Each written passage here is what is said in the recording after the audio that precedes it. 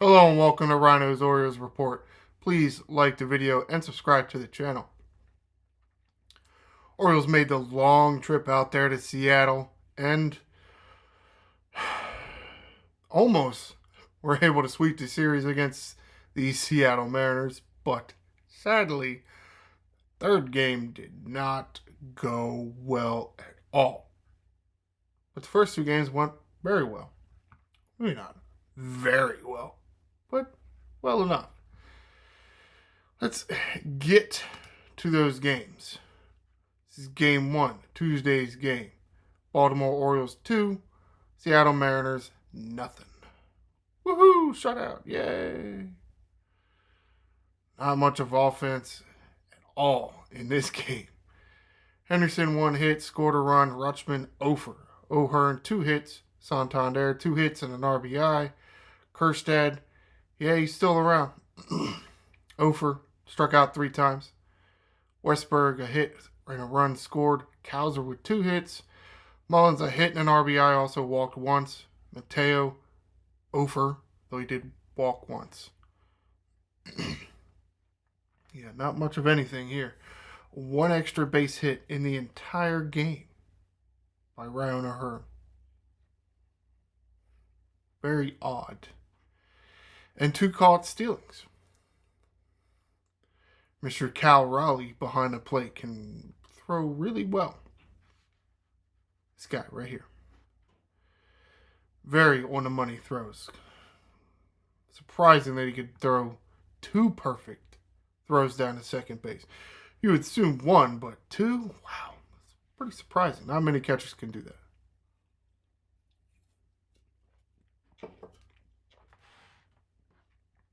Grayson Rodriguez with the start in this game. Did get into the 7th inning, but pitch count was getting up there and a little too much up there. I'm kind of surprised he started the 7th inning. 6 1/3 inning pitch total. Did give up 2 hits. Did give up 2 hits like that's a bad thing. Very few base runners allowed by Rodriguez, which probably leads to a lot of the reason why sending him out there for the 7th inning is just he already has some arm trouble this year. He has had arm trouble in the past in minor leagues. That's why he didn't come up and pitch, not last year, but the year before. I don't know, extended him too many times over 100 pitches just doesn't seem like a recipe for success to me. Doesn't allow any runs. He did walk 4 batters, which surprising. He walked more batters than he allowed to get hits. Hey man, sometimes it happens. And then he strikes out 8. So yeah, he's pitching well. You didn't want to take him out of the game. The problem is the pitch count got up there. A little too much. 104 pitches. Little too much. Yanier Cano comes in to finish off the 7th inning. No hits, no runs, no walks, 1 strikeout. Really need Cano to stay to form. Perez getting the 8th inning, looking like Perez is taking the role of Danny Coulomb, left-handed setup relief man. Doing well with it for the most part anyway. Does have 11 holds on the season. Did spend some time on the injured list. No hits, no runs, no walks, no strikeouts. Kimbrel in the 9th inning. And I know what people are going to say, oh, he hit 2 batters. Yeah. Did he hit 2 batters? It depends on how you define hitting a batter. In my mind, that the second guy, Polanco, did not get hit. Curveball that curved a lot. Kimbrel throws it down and in, and then it just kept curving. I say it missed the guy's foot. That's just my opinion. Bounce, hit the dirt in front of the guy's foot, and then went over his foot. I didn't see how it hit his foot. I don't know why I didn't even challenge it. I'd have challenged it. Would it do? Graze his shoelaces? And the same thing for Luke Raley here. He hit Luke Raley like right before Polanco. And again, it was a very inside pitch. I think it just grazed the extra fabric on his pants. It really didn't even look like it hit his leg.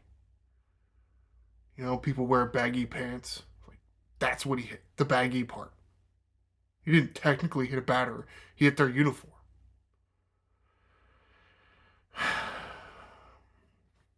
I mean, okay, whatever. So yeah, it looked a little more shaky than it really was. I mean, especially with, okay, so he hit 2 batters. Well, in 17 pitches, no hits, no runs, no walks, 2 strikeouts.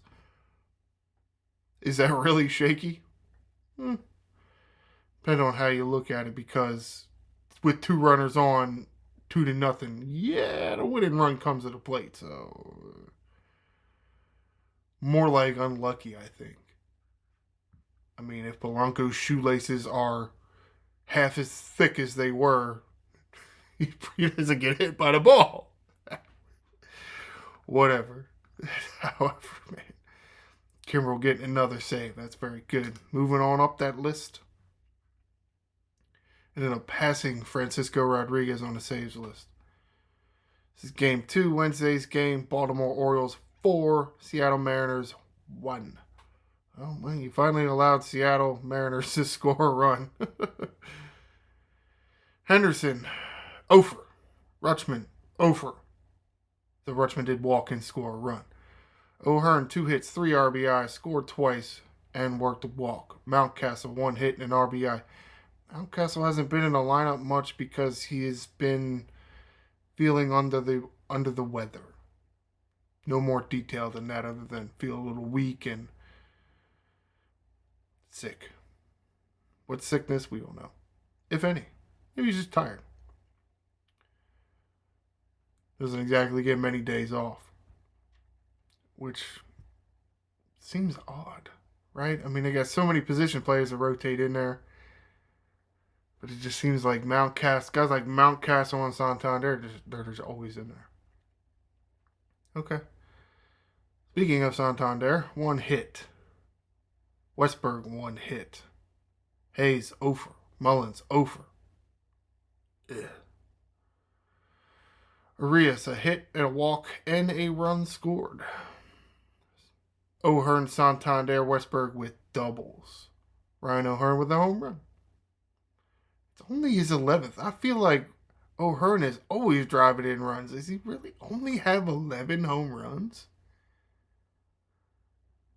Yeah, I mean, I guess he really does play a little less than, let's say, a Mountcastle or Santander, which is odd because it seems like he's always coming through. Welcome back, Dean Kramer. We definitely missed you. Didn't throw too many pitches, only threw 83. Would have loved to that 83 to get him into the 6th, but nah. But all in all, I mean, considering how his performances were going in the minor leagues, this was fantastic. 5 full innings pitched, only gives up 2 hits, no runs, walks 2, which that's great. I mean, you're just coming off this injury, and okay, yeah, fine. The Seattle Mariners were in a very tough slump offensively. Oh well. But only 2 hits and 2 walks in 5 innings pitched. That's, yeah, man. I'll take that just coming off the injured list. Strikes out 8. Yeah, that split finger pitch was working very well for him. But the good performances had to come to an end. Keegan Aiken on in relief of Dean Kramer only goes 2/3 of an inning. Doesn't give up a hit or run. Solo home run by Mr. Cal Raleigh. There's that guy again. So he doesn't walk anybody, and he does strike 1 out. So while he does give up the run, the Orioles do minimize the damage. Jacob Webb comes in to finish off the 6th inning, and then pitches a full 7th inning for a total of 1 1/3 inning pitched. 1 hit, no runs, no walks, 1 strikeout. Nice to see that Webb actually got a day off. Doesn't happen too often. It really doesn't. Cianel Perez pitching back-to-back days. So, yeah, it looks like Cianel Perez trying to take the place of Danny Coulomb. Not that very few pitchers could take the place of Danny Coulomb. He's trying his hardest. The full 8th inning for Perez. Doesn't give up a hit, but no runs, no walks, 1 strikeout. And then here comes the 9th inning. Oh no, Kimbrel! Oh, back-to-back nights! We're gonna lose! Yeah, not the case. Actually, probably pitched much better Wednesday night than he did Tuesday night because he didn't hit anybody. The full 9th inning for his 21st save of the year.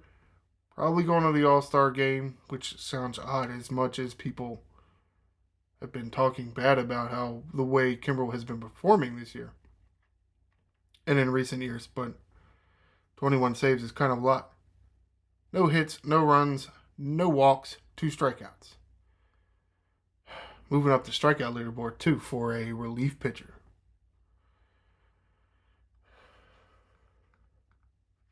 Of course, now Kimbrel and Perez not available for the 3rd game, but not like we needed it. Of course, maybe if they, had the right pitching there in the 7th inning. Game 3, Thursday's game, Baltimore Orioles 3, Seattle Mariners 7. You can see a big old fat, ugly 5 spot in the 7th inning. It was really the killer right there. Game was tied. You can see 2-2. Orioles got another one in the 8th. Would have been the winning run, but you just couldn't shut them down. Henderson, 3 hits, 2 RBIs, scored once. Well, there you go. Announcing that he will take part in the home run derby, and Buck Britton will pitch to him. All right.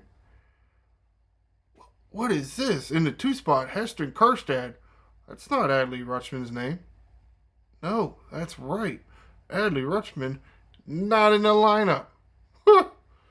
Said Heston Kjerstad bats in the 2-hole.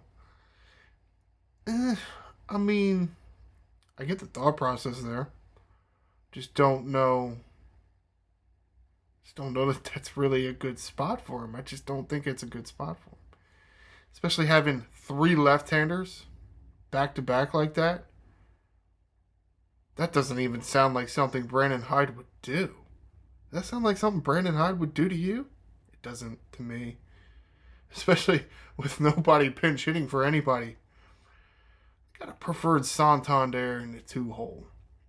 I still think he would make an okay leadoff hitter. I think he is very good at seeing a lot of pitches per at-bat, which I think can be very useful in a leadoff spot. Is it necessarily more useful in the 2-hole? No, I think the 2-hole hitter needs to be a little more aggressive, which I think Henderson could do that. Santander hitting leadoff. Might get Rutschman to hit a little lower in the lineup, maybe not have as many at-bats per game. May reduce the wear and tear on Rutschman. So Kjerstad, DHing from the 2-hole, does actually get a hit. He also strikes out, but that's fine. Because O'Hearn, in here in the 3-hole, doesn't get any hits and strikes out twice. Santander, 1 hit. Westberg, a hit, an RBI, and a run scored. Cowser, Ofer, walked once. Mullins, 2 hits. That's like Cowser needs to sit. Needs to get on the bench a little more. I think he's in the lineup too much. Though, to a certain extent, I mean, you could say that about a lot of these guys. Partly because the Orioles, as far as position players go, have fairly good depth. They had a lot of good depth in the whole organization, except the pitching depth is just, their arms are falling off. Very disappointing. Cowser also struck out twice. Of course, Mullins got 2 hits and also struck out twice. Mateo, hitless, strikes out twice. James McCann, 2 hits. How do you, the rest of y'all, how do you let James McCann get 2 base hits and you get nothing? Guy hasn't been hitting all year. Also scores once. Also walks once. After almost getting hit in the head twice. And actually, when he almost got hit in the head one time, he just ducked, left the bat up, and the ball actually hit the bat. And then, of course, he also struck out once. Struck out 11 strikeouts. Yeah, Mullins, Henderson with doubles. Henderson and Westberg with home runs. Corbin Burns, fresh off the paternity list. Mr. What was his name? Crooker? Somebody. He's was sent away to make room for Burns. Can't even remember because I don't even know who that guy was, and I don't even know if we'll see him again. He didn't look very good at all. 6 full innings pitched for Mr. Burns. 4 hits, which is fine. Giving up 2 runs, walking 1, striking out 6. I mean, it looked like he wasn't even away from baseball. Yeah, some players are like that. Brian Baker in relief of Corbin Burns. That wasn't the greatest idea. Of course, you got no Kimbrel, you got no Perez. Cano's probably your best pitcher. You need him for a closer. Of course, at the same time, you got to get to the 9th inning, right? If your closer's out, again, hindsight versus hindsight. If you use Cano here in this situation, maybe you don't give up the 3 runs. Maybe you don't have the avalanche of runs by the Seattle Mariners. Possible. Said you put in Brian Baker. Only able to get 2 outs in the inning, but not before surrendering 1 hit, 3 runs, 2 walks. Though he does strike out 2. What the hell happened, Brian Baker? Keegan Aiken on relief in the 7th inning of Brian Baker. And of course, Keegan Aiken allows more runs. 2 hits and 2 runs, all earned. Okay, Aiken did pitch 1 1/3 of an inning. He didn't walk anybody, but he struck 3 out. Wow. Kind of odd you can get that many strikeouts, but then you're giving up all them runs. Getting lucky and not disguising your pitches, I guess. All right, let's get to this article here. Really just visual reference and telling you what is going on with the rotation now that Dean Kramer has rejoined the team. The article written here by Rock Kubatko. This was written on the 3rd. Kramer back up off the IL. Vespi sent back to Norfolk. Had to read up on the options. The player, mostly a younger player that has not had 5 years of Major League service time, has 3, call them yearly options. 3 years that they can be optioned back and forth between the minors and the majors. Now, within the year, there are what I'm calling yearly options, which are 5 of them. You can send them up and down 5 times throughout the year. This is number 4 for Vespi. Means you can only rejoin the team and then be sent back down 1 more time this year. If they always want to do it 6 times, then he would have to go through waivers. Which, tough to say whether I care that much. Vespi's gotten a lot of good outs. He's pitched a lot of good innings for us. Would I be worried if he was no longer on the club because he didn't pass through waivers? I think I'd rather have Mike Baumann. Which is why Baumann was at options. It's only 3 years that they can be optioned. Then 5 times within each year. I thought it was 5. Like, I thought you had, like, 5 years worth of options. Because aren't they under contract for, like, 6 years as new guys?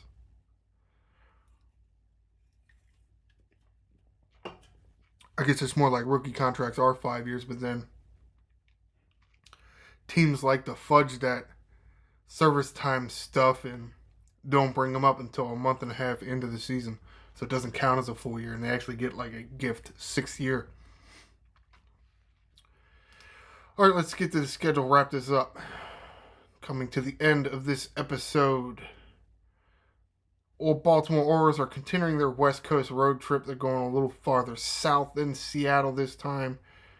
Going to Oakland. Be the last, at least last scheduled for the next few years. Scheduled against the Oakland Athletics in Oakland. Franchise is not going away. They're just moving. Friday's game scheduled for 9:40. Saturday's game scheduled for 4:07. Sunday's game scheduled for 4:07. With an off-day Monday. And then back home for a series with the Cubs. That is going to do it for this edition of Ryno's Orioles Report. With the off-day Monday, stay tuned for Monday. I will talk about the series between the Baltimore Orioles and the Oakland Athletics. Please like the video and subscribe to the channel. I am the Angry Ryno, and this is Birdland.